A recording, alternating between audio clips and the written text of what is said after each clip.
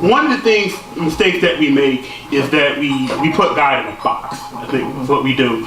Because there are not just people, intercessors, that are doing, and that is important. It's critically important to our society.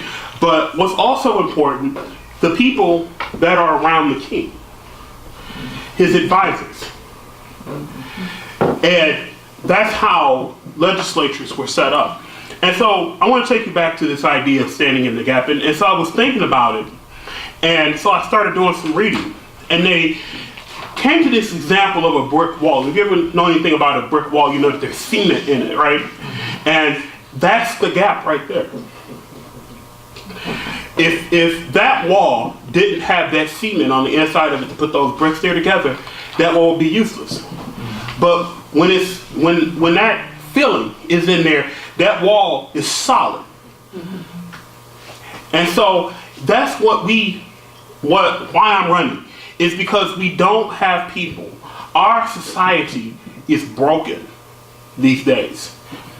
People are being taken advantage of. Our society is weak. And while a lot of people may argue that it's about, well, we don't do enough of this and we don't do enough of that and there's too much of this and too much of that, it's because we are allowing our people to be taken advantage of. And that's why that wall, our country, our state, our city, our communities are weak. And I know that through God, we can get it back to where it needs to be. And so we have to understand why it is that these things are going on. It's not because what we hear on the TV or what, someone might come out to our community meetings and say. Because Tom, he knows this better than he knows this just as well as I do. People are being taken advantage of, and they don't even know it. Take a look at your water bill. We say, well, it's just, it costs more and things like that. Well, not if the city is charging you 20 different ways on drainage fees, on the abandoned house next to you, and they're double charging you. And every community meeting I go to, the issue of water comes up. How about the issue of your cable bill? There's no competition. The only two choices that we have are AT&T and Comcast, and they're just able to shoot the price up. Or when it comes to auto insurance, which is something everybody talks about, and they say, well, it's a coverage issue and it's all these things.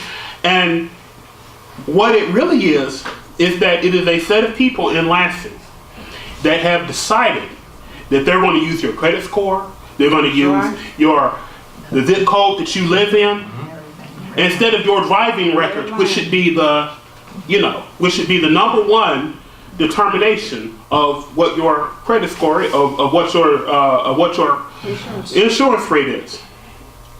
And so these aren't the conversations that we're having. What we do is we allow the insurance industry and lobbyists in Lansing and in downtown Detroit buy off our politicians, and they tell us, well, this is going to make your community great. If we give you tax breaks, we'll create jobs, which is another thing that is really not true. That's why I made a decision that I was not going to allow for these folks to influence me. And the way that you make sure that they're not going to influence you is you say no to their money. Here. And that is what the choice that I've made. The only one I want influencing me is God. That's it. Amen. And what the people in the district, in this community, in our communities, that's who I want to be influencing me. That's the voice. They're who I want to listen to. When you take someone's money, you're giving away yourself. And we've had too much of that. And so I'm not going to stand here and I can rattle off for the next 30 minutes. But this is really important. My opponents in this race, they come with a lot of money. They come with a lot of experience. They come with all of these kind of things. But we need a new generation of leadership. That's right. Of people that live in the community, that live in the exact problems that are going on, that they're trying to, that they say that they're trying to deal with. And so that's not what my focus is, to really listen to what is my neighbor saying. I remember walking down the street one day and my neighbor is sitting up on the phone saying all kinds of things that I can't say here, talking to Comcast on the phone. Or earlier this year when I had an event at a local Burger King, and this young lady, she came in and she said, well, I'm leaving the community, and I asked her why, and she said, well, I can't get around. And she's leaving because she can't get around. Nothing's walkable. So, I mean, while downtown is great, right? A lot of good stuff going on down here, people are not feeling the changes in the inner cities. They're not feeling the changes that are supposedly going on downtown. And that's why I want to stand in the gap for them. I want to make sure that we're making sure that people have more cash in their pockets so they can pay their bills, or they want to send their kids to college and not have to pay an arm and a leg. Because literally that's what the schools ask you for, is an arm and a leg. You have to, before you walk in, you have to cut them off when you do it. So that's why I feel that this is so important. And that's why I need your help. Because the people in this community and in this state are being led down a path of deception and illusion. And you know what? It's time to break the illusion. Right. It's time to break the illusion.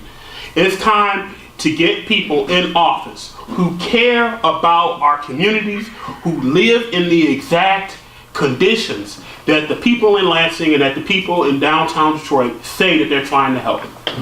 They're not doing it. I don't trust them anymore. We've given them an opportunity, decade after decade after decade. And you know what? It's time for us to stop sitting passively by, and that's why I'm in this race. Because I'm not going to sit passively by one more election. And I'm going to do something about it this year and not wait on them. As a mediator, these are the exact kind of cases that I took up. I got people together, people who hated each other. I got them together and got them to work out their issues.